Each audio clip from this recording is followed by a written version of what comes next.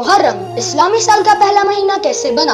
Friends, सूरज से related जो calendar है उसे हम कहते हैं सोलर कैलेंडर, और जो मून से रिलेटेड कैलेंडर है वो कहलाता है ल्यूनर कैलेंडर। सोलर कैलेंडर को हम ईस्वी कैलेंडर भी कहते हैं, और ल्यूनर कैलेंडर जो शुरू से चल रहा है इस्लाम से भी पहले का, उसे हिजरी कैलेंडर कहते हैं। अदरवाइज ना हिजरी कैलेंडर है और ना ईस्वी कैलेंडर, बल्कि ये सोलर कैलेंडर और ल्यूनर कैलेंडर है। व्यूअर्स, मोहम्मद सल्लल्लाहु अलैहि वसल्लम के दौर में और सैयदना अबू बकर के दौर में डिसाइड नहीं हुआ था कि किस महीने से इस्लामी कैलेंडर स्टार्ट हो, तो सैयदना उस्मान रज़ियल्लाहु अन्हु का मशवरा था कि मुहर्रम को पहले महीने के इतबार से चूज किया जाए। फ्रेंड्स, अबू हुरैरा रज़ियल्लाहु अन्हु बयान करते हैं कि मोहम्मद सल्लल्लाहु अलैहि वसल्लम ने फरमाया कि रमजान के बाद अल्लाह को सबसे बढ़कर महबूब रोजे अल्लाह के महीने के रोजे हैं, और अल्लाह का महीना है मुहर्रम, जबकि रमजान तो उम्मत का महीना है। रेफरेंस बुक मिशकात हदीस नंबर 2039।